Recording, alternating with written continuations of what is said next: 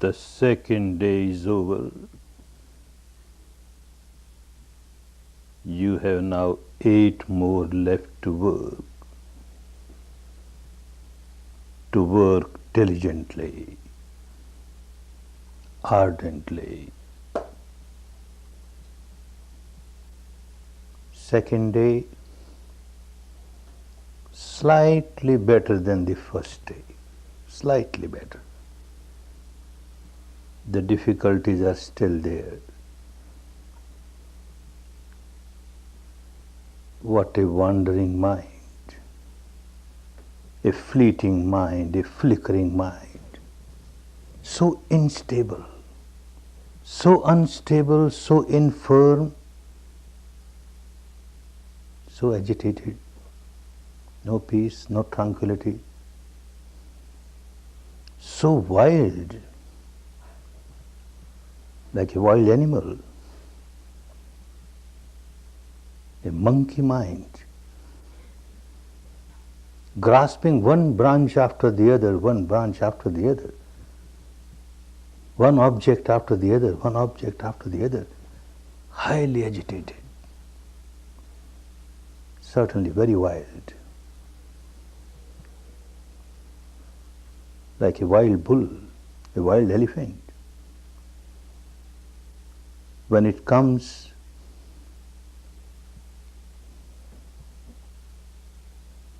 in the midst of a human society, dwellings of human beings, it proves so dangerous. It creates havoc, so harmful.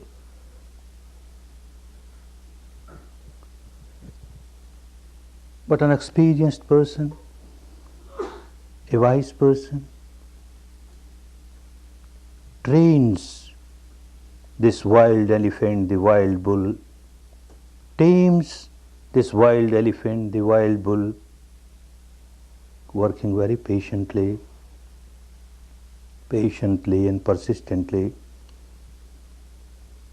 And once this wild animal is tamed, trained, all its enormous strength come to serve the human society.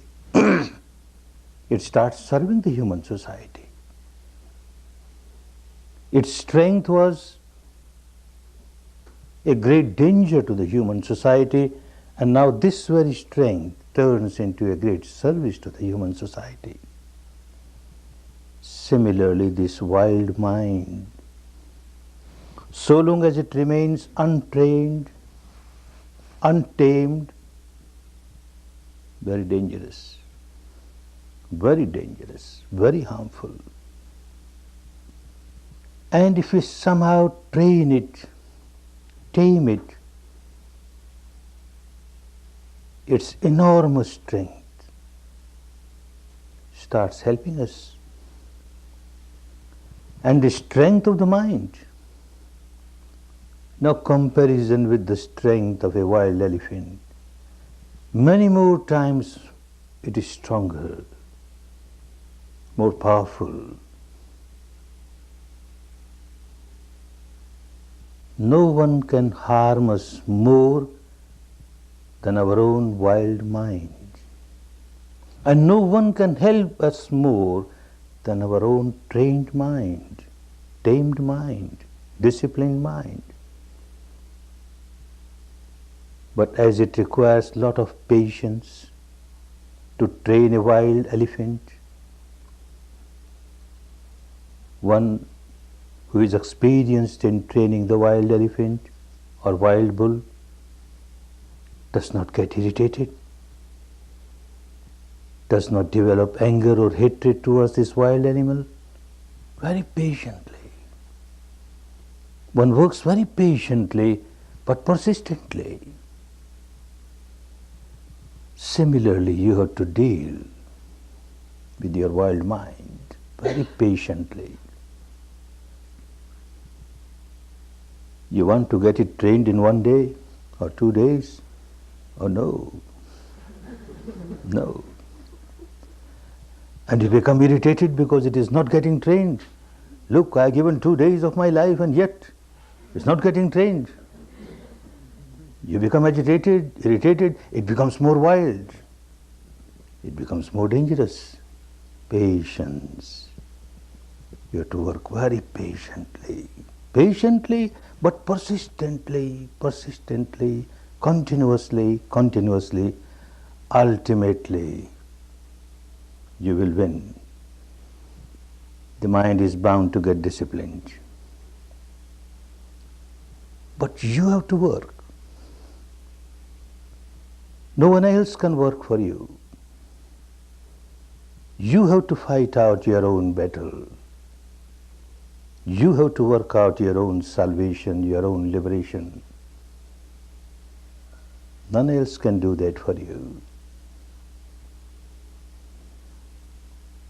Someone who has been successful in controlling the mind, someone who has become successful in purifying the mind, someone who has become liberated, enlightened, with all the compassion and love, this person will show the path. But you have to walk on the path. You have to take every step on the path yourself. Step by step, you have to reach the final goal. Nobody will take you on his shoulder to the final goal. Nobody can take anyone else on the shoulder and reach the final goal. Impossible. Each individual has to work.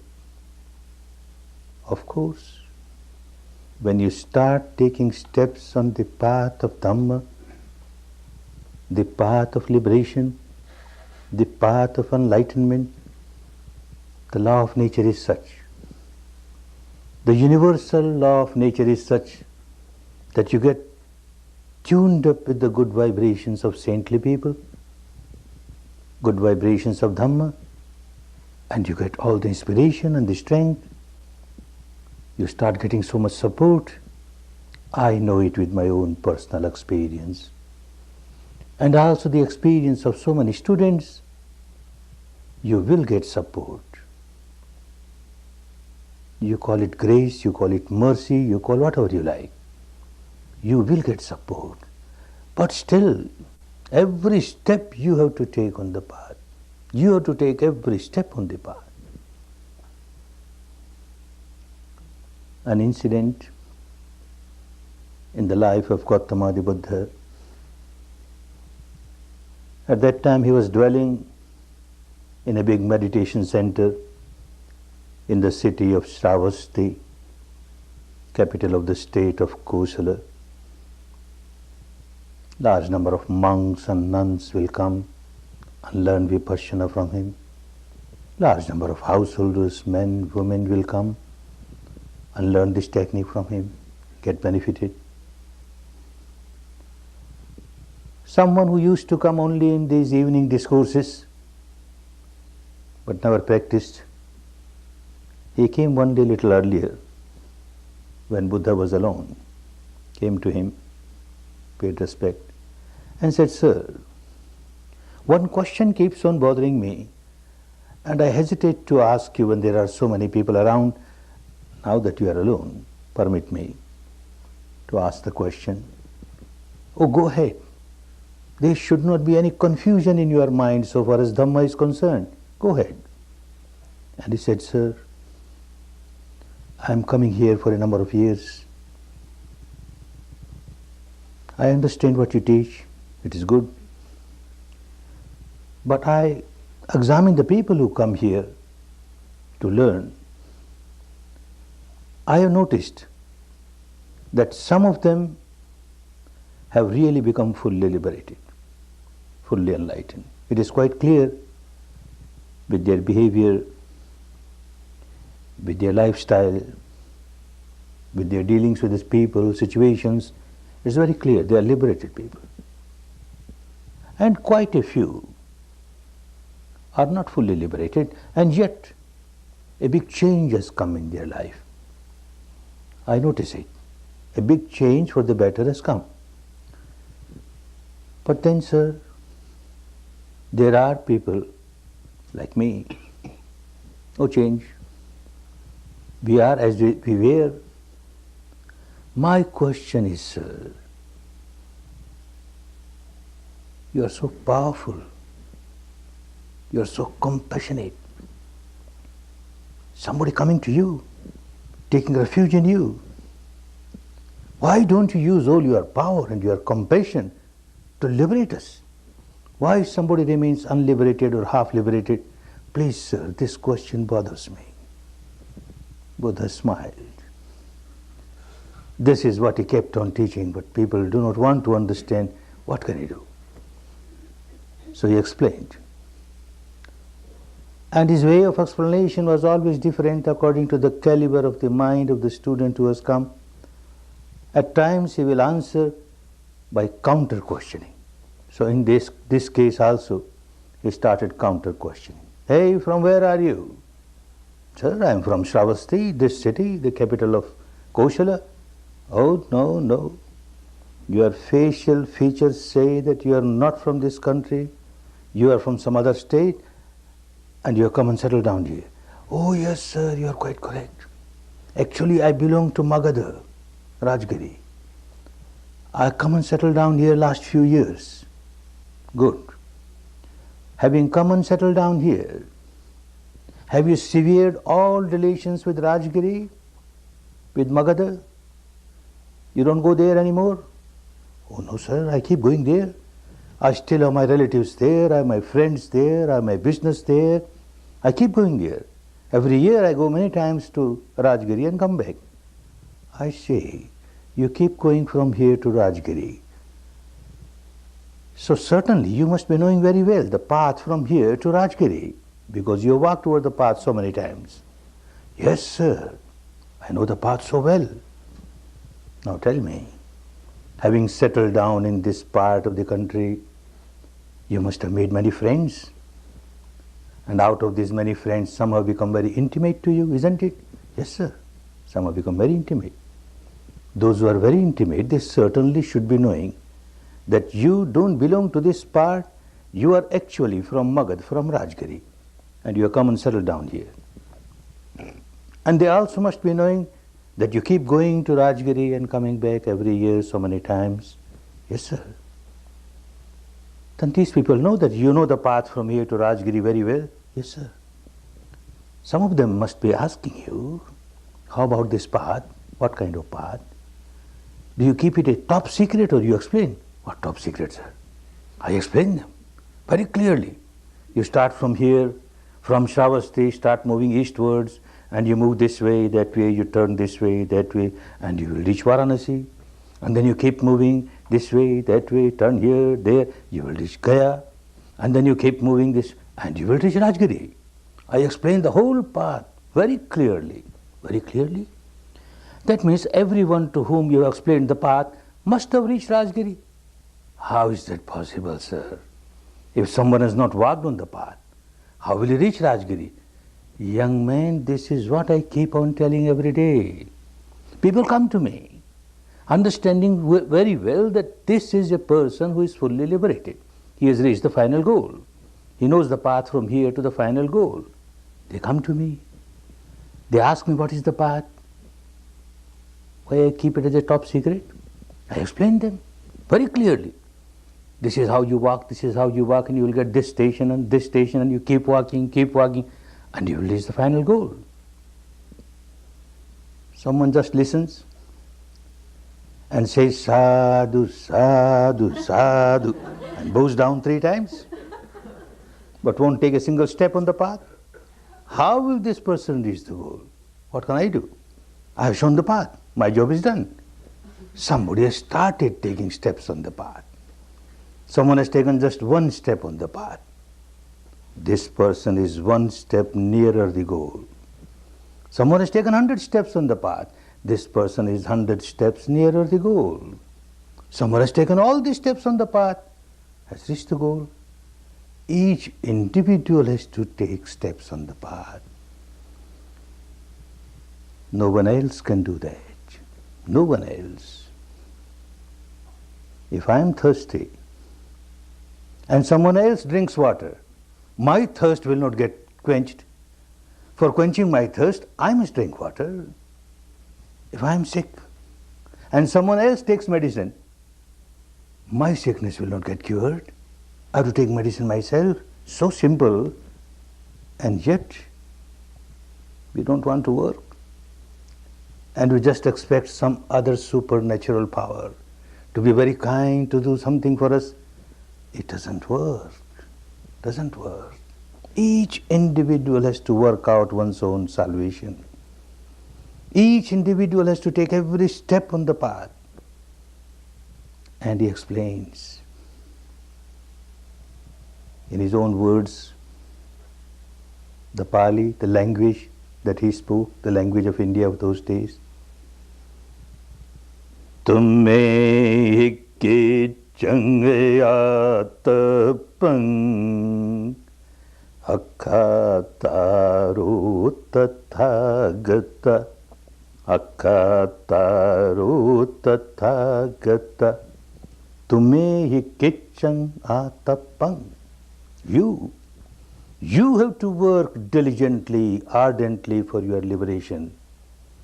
Someone who has become Tathagat, that means one has become liberated. The literal meaning Tathagat, one was reached the final goal of ultimate truth, the eternal truth. One was reached that goal, will very compassionately point out to the path, this is the path. Akkha taro, he will just point out, this is the path. Akkha taro tathagata. Everyone who has reached that goal will only point out the path. But each individual has to walk on the path. Each individual has to work out one's own salvation. If this is accepted, and earlier one accepts it, the better. One accepts that I have to walk on the path, every step I have to take to reach the final goal. Then the question comes, what is the path? And how to walk over it? And he explained. He kept on explaining. This is what he did the whole life. Kept on explaining the path, the Dhamma. Dhamma means law. Dhamma means truth. Dhamma means nature.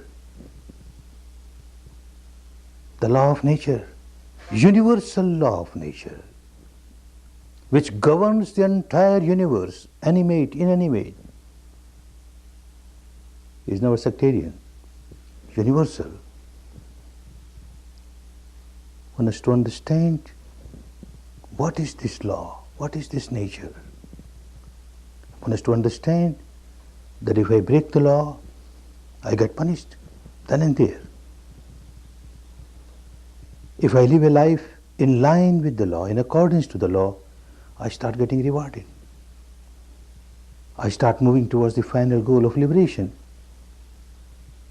And this is the path. Someone came to him and asked him, sir, in few words, few simple words, tell me what is the path. I can't understand high philosophies and all that. And Buddha smiled. Dhamma is not for high philosophies. It is for people to practice. So they must understand what it is. If they don't understand and simply play intellectual game with it, it doesn't help. Dhamma is always explained in very simple words. All right, I will again explain you.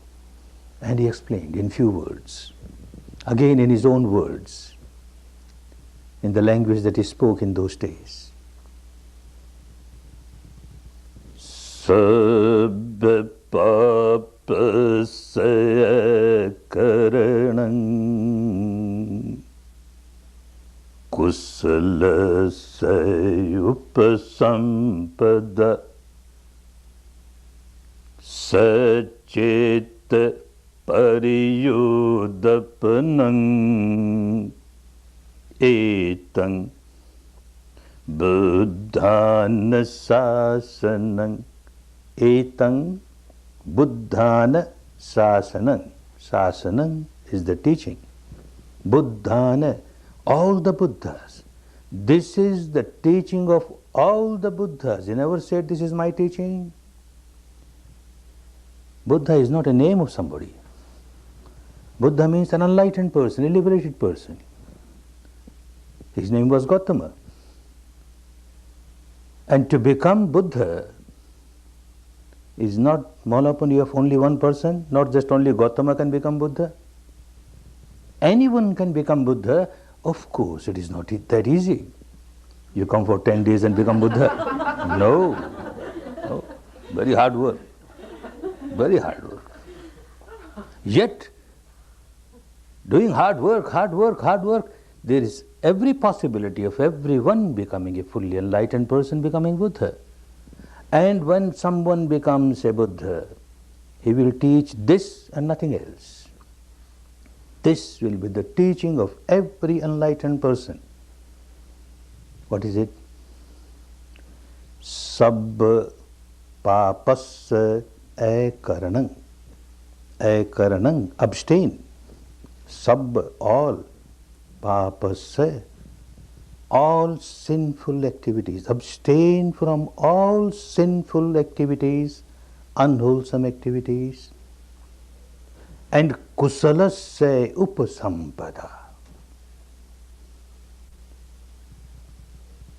Perform wholesome actions, pious actions. Enter the field of piety, upasampada. Get ordained in piety, upasampada. And say chitta pariyudapanam. Keep on purifying your mind. Keep on purifying your mind. That's all. Abstain from unwholesome sinful actions. Perform wholesome pious actions. And keep on purifying your mind. The entire Dhamma in totality is contained in it. Nothing is missing. You won't have to add anything to this. That is why it is called paripunnam, complete. It is complete. And you won't have to take out anything from it. There is not even a dot which is wrong, which has to be taken out. That is why called parisuddham, so pure, ultra pure. Nothing to take out from it, nothing to add to it. This is Dhamma. Abstain from sinful action, perform pious action, purify the mind. Every religion worth the name will say the same thing. But then, when an enlightened person teaches Dhamma, he teaches a universal Dhamma. He will never teach sectarian. Universal Dhamma, eternal Dhamma. The law of nature is eternal. It was there so in the past, it is so present, it will be so in the future. And it is applicable to one and all. That is Dhamma. But out of madness, out of ignorance, people forget the essence of Dhamma and they make a sect out of it. Then this sect or this sect or this sect. Then these very words will start carrying different meanings. Everyone will recite the same thing. Abstain from sinful action. No religion will say you keep on performing sinful actions. Everyone will say the same thing. Perform wholesome action, pious action. Every religion, every tradition will say that. Purify your mind. Every religion, every tradition, everyone will say that. But yet, a big difference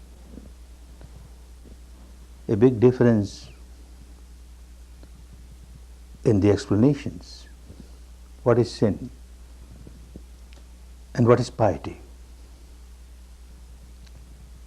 When Dhamma turns into a sect, then that particular sect, the so-called religious people of that particular sect, the so-called pious people of this particular sect, they may be wearing this kind of robe or that kind of robe, maybe having this rosary or that rosary, maybe having this mark over the forehead or that mark over the forehead, this external appearance or that external appearance. Now people belonging to this particular sect will say those who have this kind of external appearance are pious people, others are not. Definition is given, a wrong definition is given. Another definition. Every sect, people belonging to that particular sect will perform this kind of rite or that kind of ritual, this religious ceremony or that religious ceremony. Every sect will have different rites, different rituals, different ceremonies. And those belonging to a particular sect will say, those who are performing these rites, these rituals, these ceremonies, oh, they are pious people. And those who do not, they are not pious, they are sinful. Another mad definition is given for sin and piety. One more definition is given, which is still more confusing. Every sect has some belief, some dogma, some philosophy. We believe in this philosophy, this dogma. Those who believe in this dogma, in this philosophy are very pious people. Those who do not believe, they are not pious people. Such kind of definitions of sin and piety harm Dhamma. Dhamma is no more Dhamma. In Dhamma, the definition is universal, not sectarian. External appearances will differ from sect to sect, from person to person. Rites, rituals, ceremonies will differ from person to person, from sect to sect. A philosophical belief may differ from person to person, from sect to sect. But the definition of Dhamma cannot differ.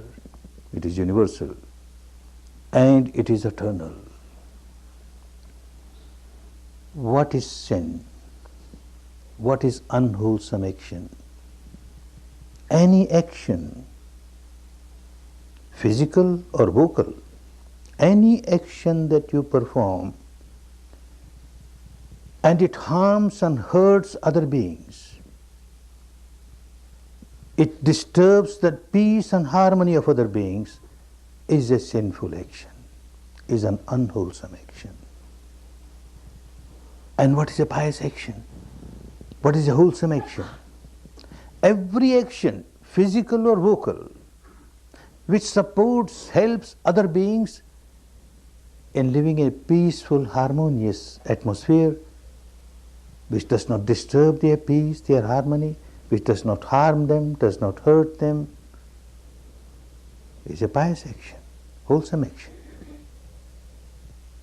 This definition is universal.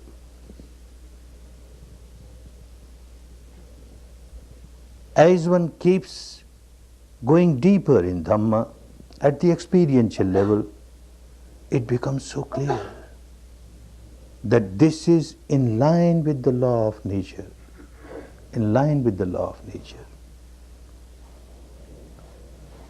The first, abstain from all sinful action, is called Sila, living the life of morality. Don't perform any action, physical or vocal, which will harm other beings. Live a moral life. Perform wholesome actions. And the most wholesome action is to be master of your mind. Never remain slave of your mind. Learn how to concentrate your mind, one-pointedness, with the base of wholesomeness, without having anything against anybody, anger or hatred or ill will. This is the most wholesome action. This becomes very clear as one starts taking steps on the path. The teaching is so universal, so universal. The first is called Sila, the second is called Samadhi, and the third, purification of the mind, is called Panya, that means wisdom, insight, direct experience of the truth insight, and developing the wisdom of the law, the universal law, and changing the habit pattern of the mind at the deepest level. Now the first Shila, morality. Initially one starts understanding it merely at the intellectual level. Yes, I should not perform any action at the physical level or vocal level which will harm other beings. For example, if someone comes and hits me, kills me, I certainly don't like it. I don't like it. So if I hit others or kill others, this person will not like. So I should not do anything which I don't want others to do for me. I should not kill. This will hurt others, harm others. If someone steals away, robs away certain thing which belongs to me and which is very dear to me, I don't like it. I feel hurt. Therefore, I should not steal anything belonging to somebody else. This will hurt this person. I should not do it. Someone rapes or has sexual misconduct with a member of my family. I don't like it. I get hurt. Similarly, I should not do the same thing. Others will get hurt. Someone speaks lies and tries to deceive me. I don't like it. I should not speak lie and try to deceive others. Someone speaks harsh words that I don't like. I should not speak harsh words to others. They won't like it.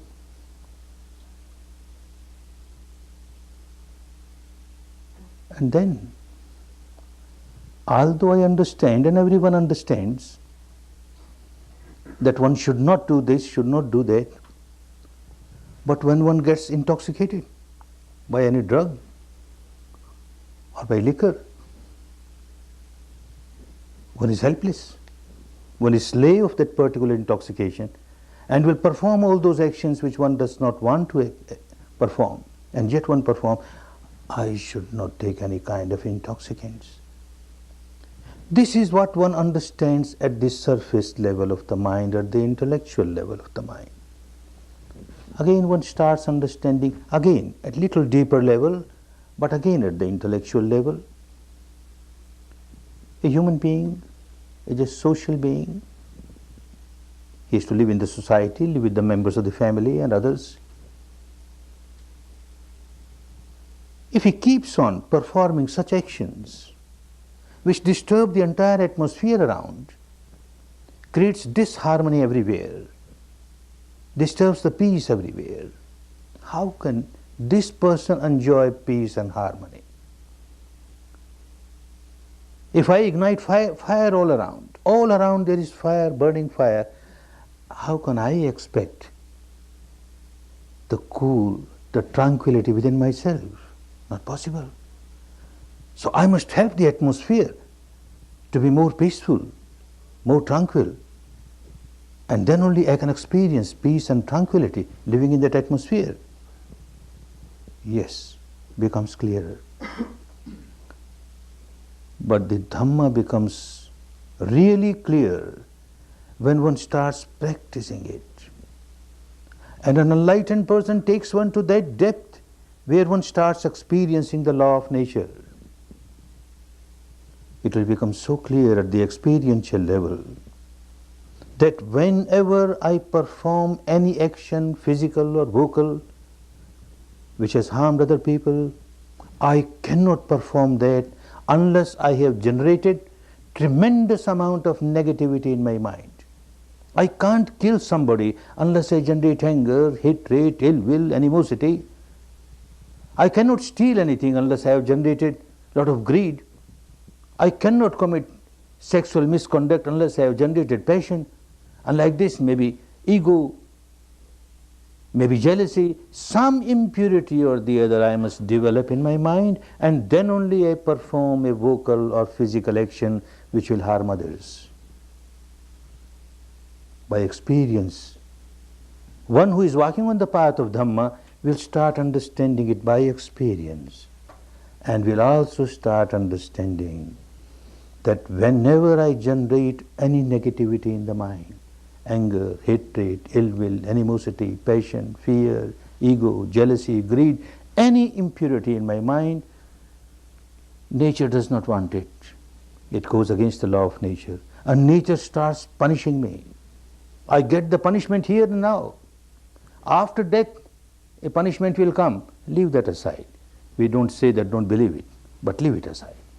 You will get punishment here and now. Every individual who started walking on the path will start realizing nature has started punishing me.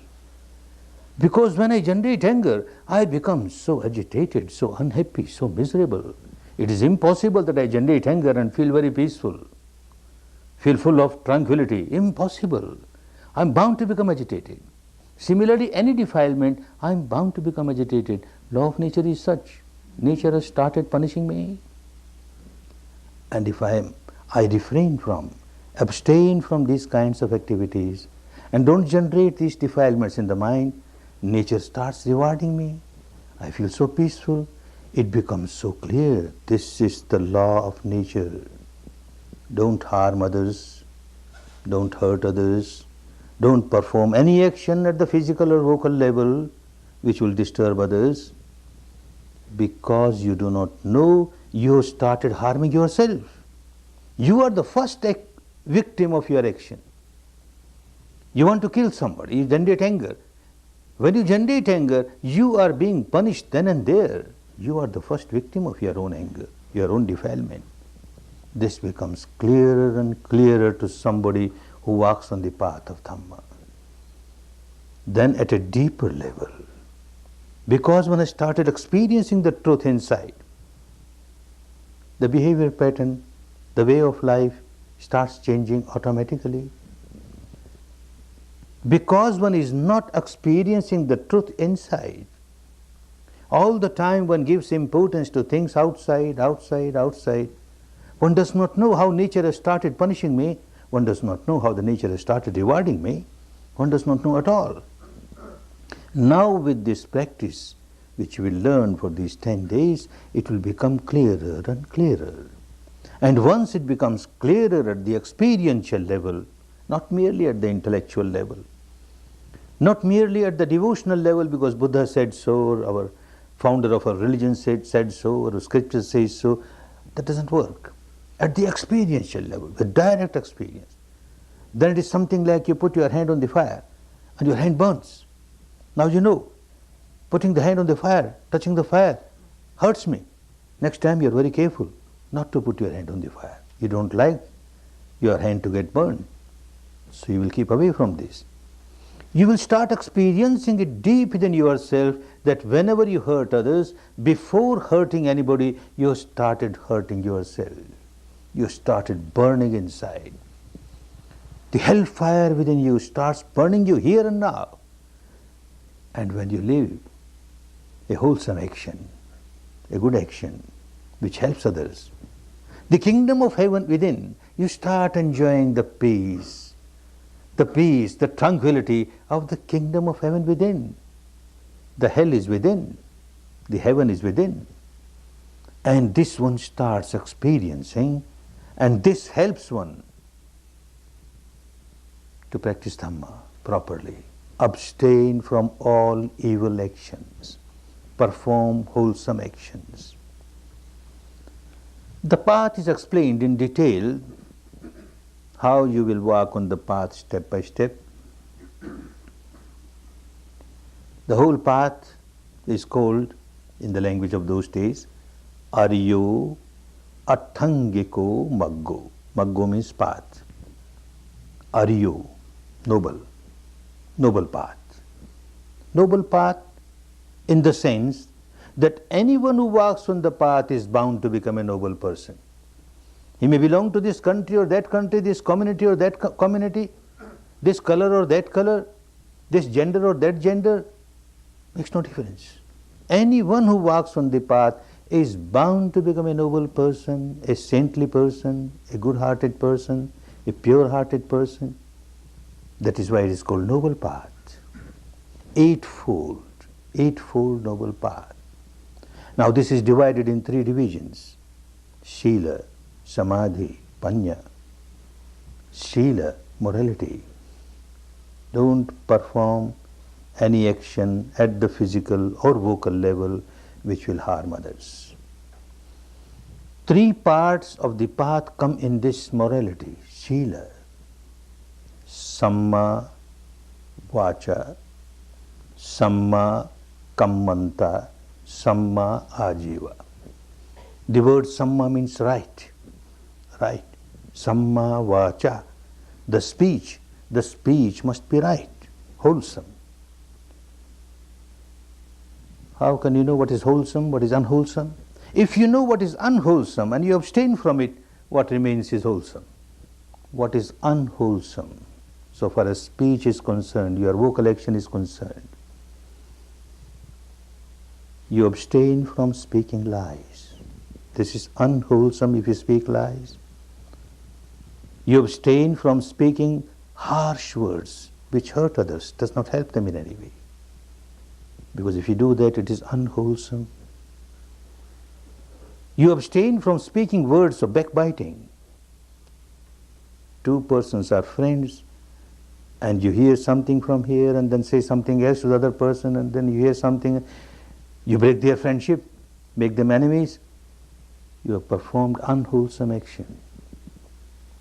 Or you just talk slanderous words, unwholesome action.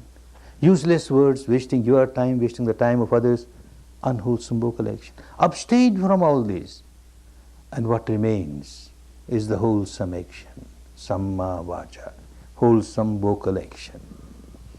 Samma Kammanta, wholesome physical action. Same yardstick. Any action which hurts and harms other beings is unwholesome. You abstain from that, and what remains is wholesome.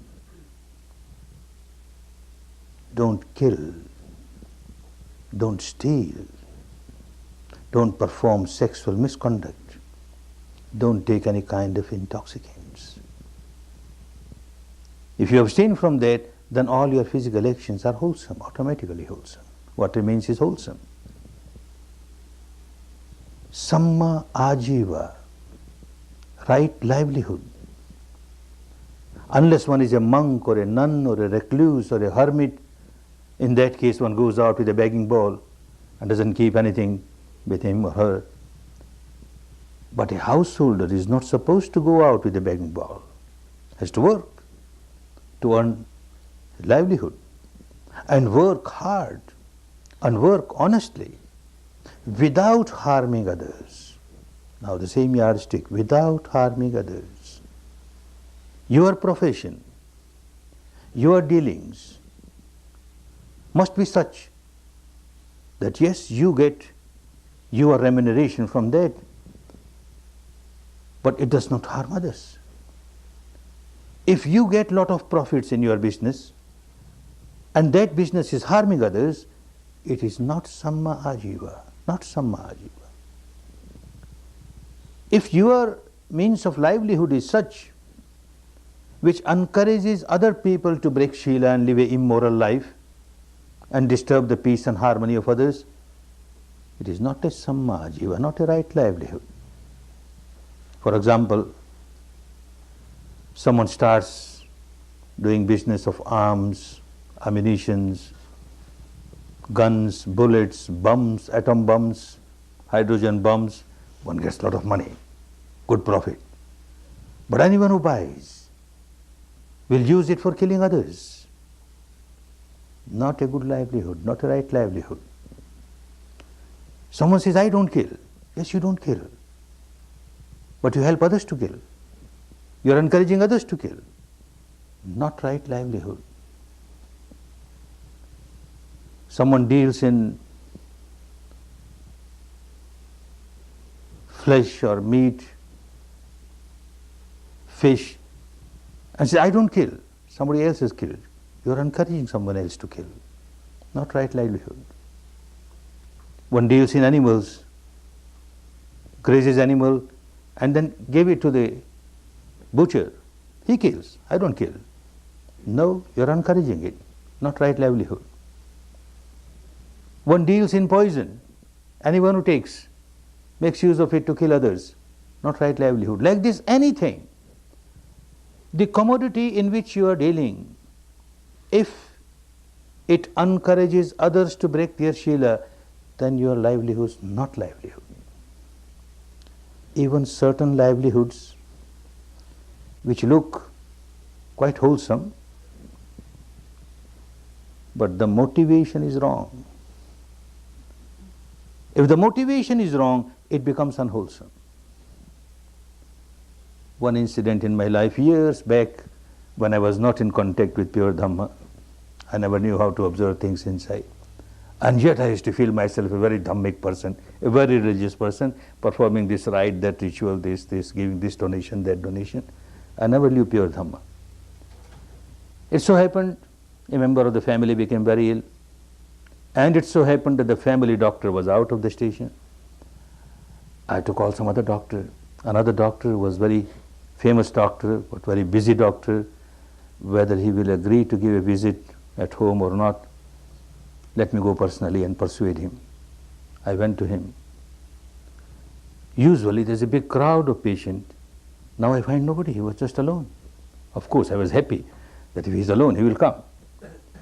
But out of curiosity I asked him, how is it, doctor? Every day there is a long queue of patients in your dispensary. Today nobody is there. With a very long and sad face he says, Goenka, this season, this part of the year, always there is some epidemic or the other. I don't know what happened this year. There is no epidemic. I felt so bad.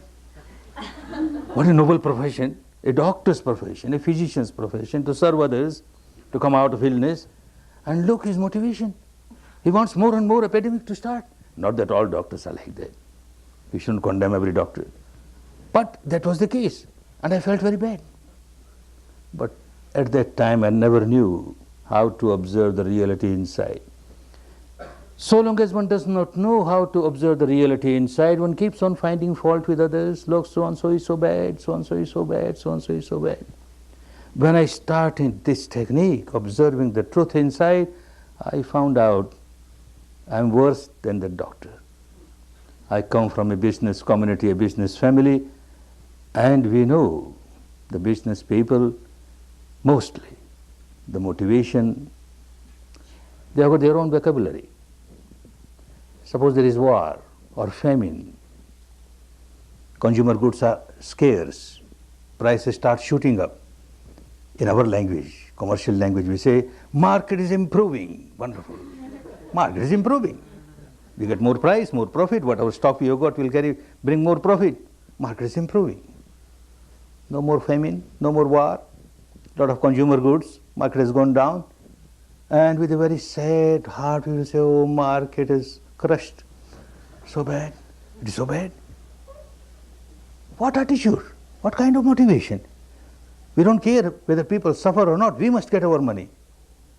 Oh, this one will not understand unless one starts observing the truth inside. One remains so much involved in the madness.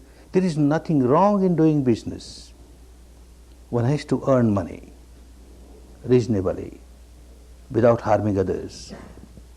Provided one keeps on understanding that I am playing the role, an important role to serve the community in this particular way. One may be in any profession, but if one keeps on thinking that by this profession I am serving the society and in return I get my remuneration from the society, then serving the society becomes more important. Remuneration will certainly come, nothing wrong. A businessman buys from the manufacturer and distributes to the consumer, nothing wrong in that. Every consumer cannot run to the manufacturer to buy his requirements. There must be a middleman. But this middleman, if he starts thinking that I am here to exploit and get money, then this rat race of money will make this person mad. Far away from Dhamma, far away from Dhamma. Samma Ajiva wants you to have a good volition, good motivation to earn money without harming others. Serving people, a member of the society parts his or her own role to serve the society in the capacity that one can. All these three, Samma Vacha, Samma Kammanta, Samma Ajiva, right speech, right physical actions and right livelihood, they all come in the first part of Dhamma, Shila, morality. If the teacher of Dhamma had only taught this, then he was not an enlightened person. Enlightened person will teach the totality of Dhamma. This is only partial Dhamma. Just to teach people and tell them, oh, you people of the world, you should not do this, you should not do this, you should not do this, should do this, you should do this, you should do this. People will hear from this ear and it will go out of the other ear. It won't have any effect. Because one knows very well that I should not do this, I should not do this, and yet one keeps on doing the same thing. A drunkard knows very well that it is not good for me. I must come out of this addiction. It is so bad. A gambler knows very well, I should not do this. And yet when the time comes, he forgets everything. He drinks, he gambles. Why? Because he has no control over the mind. He has no mastery over the mind. He is slave of his own mind. He is slave of his own behavior pattern deep inside. Dhamma is not complete just to give sermons like this. Just to talk of Sila doesn't help. So the next step, Samadhi, mastery over the mind. You have to learn how to become master of your own mind. You have to learn how to concentrate your mind and concentrate your mind with the wholesome base.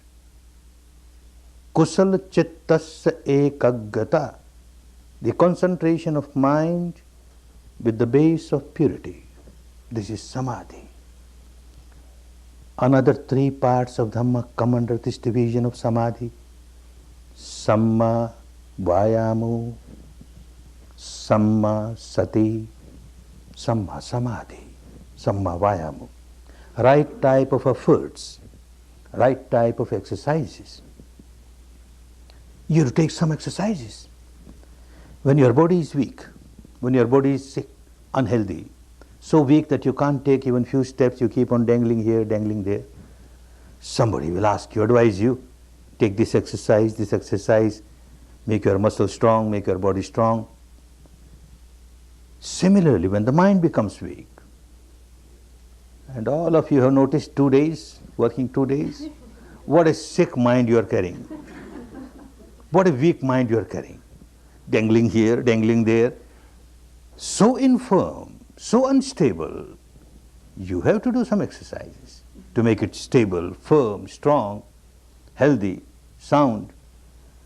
Any exercise which makes your mind healthy is a good exercise. This is Samma Vayamo. There are 4 exercises. In Dhamma, every exercise is examine yourself. First exercise, examine yourself. Oh, even at the surface level of the mind, at present I have got this voice, that voice, this voice, this voice. Get rid of them. Get rid of the voices which are there. First good exercise. Second exercise, again examine your mind. My mind does not carry this particular voice or this particular voice. Close all the doors of your mind. Whatever impurity is not there, don't allow it to come. Second good exercise. Third good exercise, again examine your mind. My mind has this particular virtue, that particular virtue. Don't develop ego because of that. Don't develop proud because of that. This virtue is there. This is the reality. Now I must see that I preserve it, I maintain it, and I multiply it. Again examine your mind. And you find that you don't have this particular virtue or that particular virtue. Open all the gates of your mind. Welcome. This virtue which is not here should come in. Should come in. These are the 4 healthy exercises to make the mind healthy, strong. This is what you started doing indirectly. And the next, Samma Sati, awareness. Right type of awareness. What is right type of awareness? The awareness of the reality of this moment pertaining to your own physical and mental structure is the right type of awareness. Awareness cannot be of the past. The word sati has got 2 meanings. One meaning is a memory which has nothing to do with this part of Dhamma. A memory is of the past. You keep on thinking of the past. This is not samma sati, this is not right awareness. Awareness cannot be of the future. You will be just thinking, you will be just imagining, you will be just dreaming. Doesn't help. Awareness is real when you are with the awareness of the reality of this moment as it has manifested itself from moment to moment, from moment to moment. And this reality must be pertaining to your own being. This mind, this matter, the combination of the two. This is what you started doing. You started observing your breath coming in, going out, from moment to moment, as it is. If it is deep, it is deep. If it is shallow, it is shallow. If it passes through left nostril, right nostril, both the nostrils, just the reality as it is, as it is. Of course, for a new student, you are permitted, when you can't feel the breath which has become very subtle, then you are permitted to take a few intentional breathings, conscious breathings, slightly hard breathings, but just a few. And you are again to come to the natural breath, normal breath, so that you make your capability, you develop your faculty to feel the subtlest breath very clearly, the softest breath very clearly. Then you are with the reality as it is, not as you want it to be, but as it is, and that is called yatha bhuta, as it is, from moment to moment as it is. You have been doing that. And another thing, the whole path takes you from very gross, intensified, solidified, apparent reality, because that is what you experience initially, and then you move towards subtler reality. Explore the entire field of this material structure, from the grossest reality to the subtlest reality.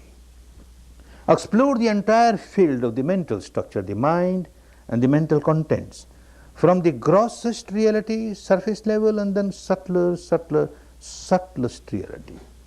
In the language of those days, he said, Olariko, from Olariko to Sukhuma. Every step must be towards Sukhuma. Subtlety. You cross the entire field of subtlety of mind and matter, then you experience something which is beyond mind and matter. The entire field of mind and matter, you will notice, is a field where things arise, pass. Some change is taking place. There is a constant flux, a constant flow going on. But when you cross this field, nothing arises, nothing passes. This is something, the eternal, ultimate truth, you can't imagine. On the path of Dhamma, nothing should be imagined. And nothing should be accepted because a Buddha said so, or because your teacher says so. You have to experience it. And that experience will make you a totally changed person. Experience of that ultimate truth, even for a few seconds, turns one into a saintly person, naturally. And the entire path, as you are moving from the gross reality towards the subtler, is a process of purification, and you will understand as you proceed further on the path. So one thing clear, that you are moving from the gross reality towards the subtle reality. But understand, you can't create subtle reality. You have to leave it to the Dhamma, you have to leave it to the nature, and nature will keep on working. So for you, whatever manifests itself, you are just aware of it. Initially you have to take few hard breaths, and you are aware of it. Then naturally the breath becomes subtler and subtler, softer and softer, finer and finer. You are aware of it. Now, today, whole day, you are aware of the touch of the breath within this limited area. You have chosen a small area. The Buddha wanted us to work with the small area, because smaller the area, the subtler the mind is bound to become. More sensitive the mind is bound to become. Now small area, tomorrow, day after tomorrow you will have still smaller area. Now you work on the triangular area. Within this triangular area, whole day you were working the touch of the breath, anywhere on the inner walls of the nostrils, touch of the breath, anywhere on the outer rings of the nostrils, touch of the breath, anywhere on the area below the nostrils, above the upper lip, touch of the breath. Now tonight and tomorrow whole day, you will experience something subtler than that. As this touch was there all the time, but you never cared to be aware of it because you never practiced. Now by practicing, you made your mind sharper to feel this touch. Similarly, there are subtler things which are there all the time, but you never care to be aware of it. Now this technique will help you, and you will start feeling one thing, one reality, which will become very clear, very evident. You will notice that the breath that went in, and when it came out slightly warmer. The temperature of the incoming breath and the outgoing breath differs. The outgoing breath is slightly warmer. This is truth, but you never care to be aware of it. And it is just natural. The temperature of the outside atmosphere is lower than the temperature inside the body. So this breath from the outside atmosphere going in your body comes in contact with the warmer temperature there and comes out slightly warmer. You will notice that the outgoing breath is slightly warmer than the incoming breath. And then very soon you will start experiencing something more. Something, some reality which has nothing to do with the breath. You use the breath to move towards the subtler reality. Now, even without using the breath, what is happening? You have been working on this small area, this triangular area. By tonight, by tomorrow, you will start experiencing some biochemical reaction taking place here, some electromagnetic reaction which is taking place throughout the body. Throughout the physical structure, every moment there is some biochemical reaction or the other, some electromagnetic reaction or the other, and because of that, some sensation or the other. Throughout the body, wherever there is life, there is bound to be a sensation. Now in this area, you will start feeling some sensation. Not necessarily this particular sensation or that particular sensation. Any sensation that crops up. Maybe heat. You start feeling heat in this area. Within this area only. Heat, it can be body heat, it can be atmospheric heat. Heat, you just observe. There is heat at this moment, there is heat, that's all. Maybe cold, maybe perspiration, just observe, do nothing. Maybe an itching sensation, again just observe, an itching sensation. Don't react to it. An itching sensation, and you start reacting, you started rubbing it or scratching it, then it is not sammasati. Sammasati is just observe. Do nothing. Observe the reality which has manifested itself. And itching has started. Let me see how long it lasts. It becomes stronger, stronger, stronger, but ultimately passes away. No itching is eternal. It is not going to stay forever. Let me see how long it lasts. Any sensation, not going to last forever. It arises, sooner or later passes away. It arises, sooner or later passes away. And you are just a silent witness of things that are happening.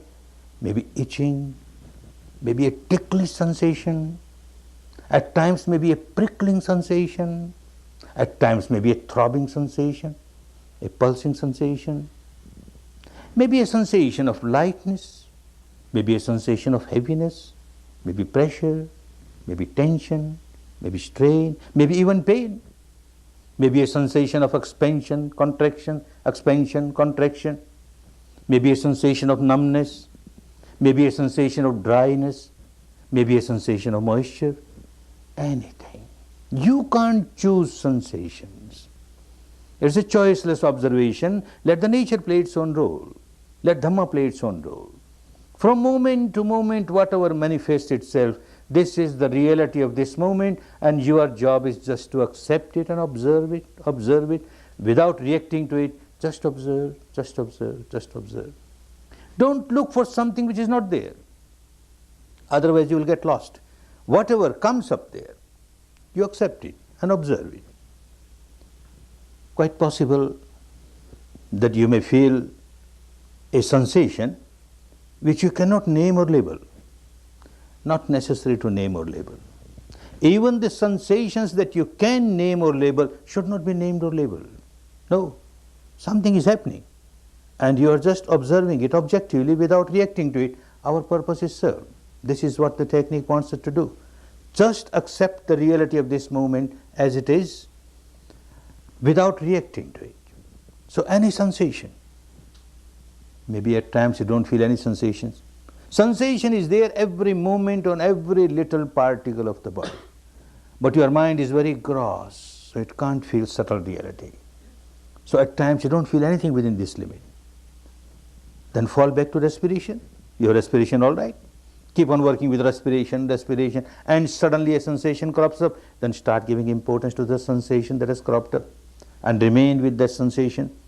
The sensation passes away, some other sensation might crop up. That passes away, something else might crop up. Nothing crops up, again respiration. Either respiration or sensation, but give more importance to sensation. Quite possible at times you may feel more than one sensation in this area. 2, 3 sensations at the same time. Don't get confused because of that. Choose one, and choose which is subtlest. One which is very strong, you can feel it so easily. Leave that. One which is very feeble, give importance to the feeble one and try to feel that feebler one. Your mind will become more and more sensitive, more and more subtle to feel that. Understand you have to keep your attention within this limited area. This will make your mind sharp and more sensitive. If you allow it to scatter throughout the body, then again it will remain very gross and it will feel only very gross sensations, and you can't go to the depth as Buddha wanted you to go to the depth. So while you are here, something might start on other parts of the body. You can't stop it. Never try to stop it, but ignore it. Don't give it any importance. Something is happening somewhere. My job is to explore the reality of this area, this triangular area. If anything happening on the inner walls of the nostrils, any sensation crops up, I will observe. Any sensation crops up on the outer walls of the nostrils, yes, I will observe.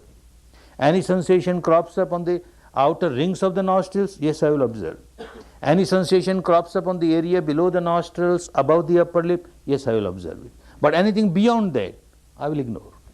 Then you will find your mind is limited to a small area, and working on a small area it becomes sharper and sharper, sharper and sharper.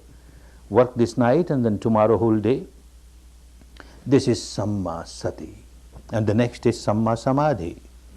Now Samadhi is concentration of the mind, but Samma Samadhi is different, with the base, wholesome base. And what is wholesome base? Free from moha. The other day we talked moha, ignorance, no illusion, no delusion, no hallucination, no confusion, and no imagination. The object of your concentration should be real.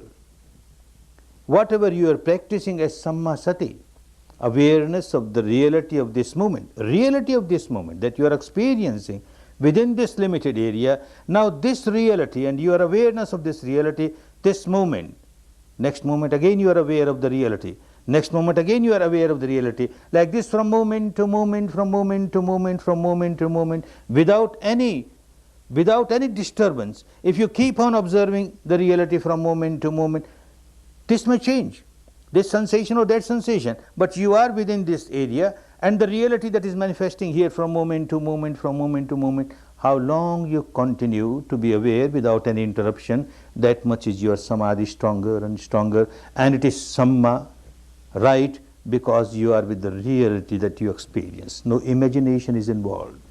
A mind can get concentrated with an imaginary object, a shape or form of this god or that god, this goddess or that goddess, founder of this religion or that religion.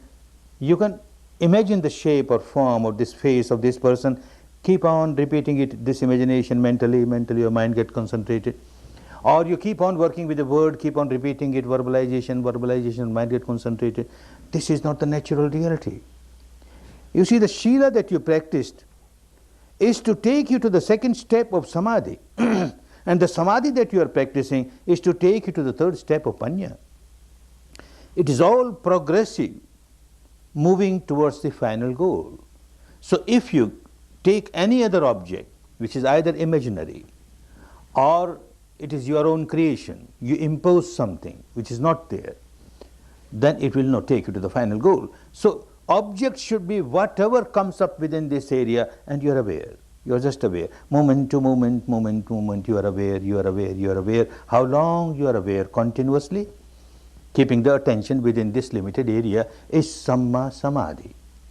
Otherwise, mind can get concentrated with, as I said, ignorance, these imaginary objects, or with the base of greed, raga, or with the base of aversion, dosha.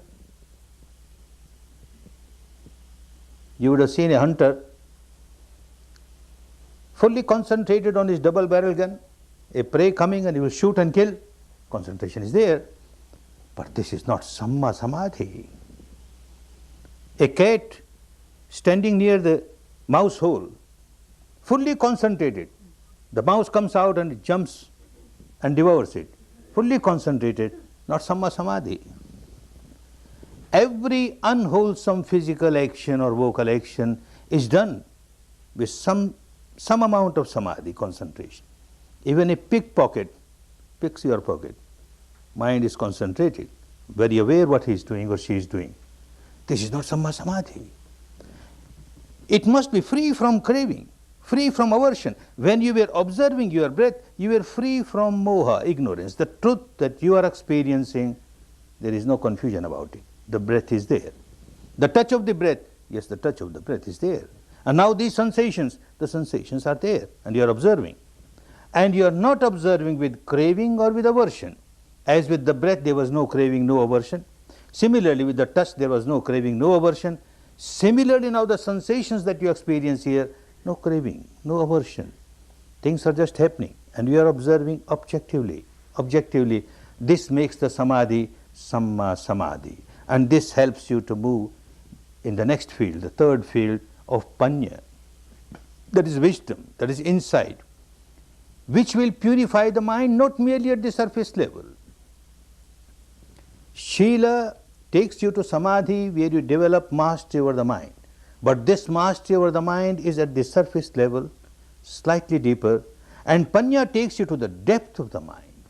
And at the deepest level, the third part of Dhamma is to purify the mind at the deepest level, the so-called unconscious level, the source of your misery, from where all these impurities arise, originate, and they multiply. The stock of your past impurities that you accumulated, all of them have to come up on the surface and pass. Come up on the surface and pass. That will be Panya. We won't discuss about it today, we'll discuss tomorrow, because day after tomorrow you are entering the field of Panya. Theory and practice should go together. So tomorrow we discuss about Panya so that you practice day after tomorrow. Now you are in the field of Shila. You are observing all the precepts that you have taken very meticulously, very scrupulously, and you are practicing your Samadhi, awareness of the reality within this limited area from moment to moment, from moment to moment. Make use of the time. Make use of the opportunity with a good base of Shila, living in this environment. In a camp, a meditation camp like this, there is no reason, there is no reason that you should break any of the Sila. And you got all the tranquility, the calmness, the good atmosphere around you where you can work with your Samadhi. Make use of this. The time is very important. The opportunity that you have got is so good for you. The facility that you have got here. And the wonderful Dhamma, the wonderful technique, the non-sectarian universal technique. So rational, so scientific. Make use of it. Make use of it for your own good, for your own benefit, for your own liberation. Liberation from all the bondages, the shackles, the chains of ignorance, of craving, of aversion, and to come out of all the misery and enjoy real peace, real harmony, real happiness. May all of you enjoy real peace, real harmony, real happiness, real happiness. Bhavat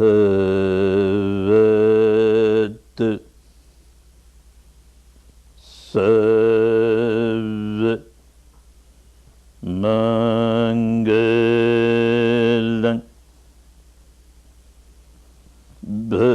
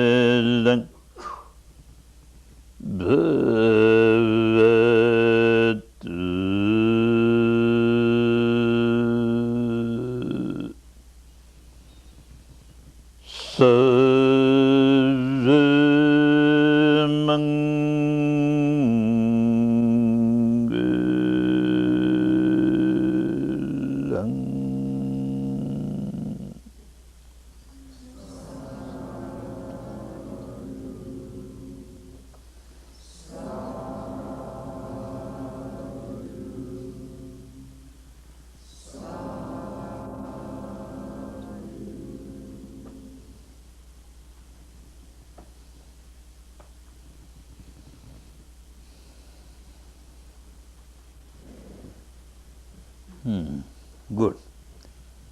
Take rest for about 5 minutes and then start working again. Take rest for about 5 minutes.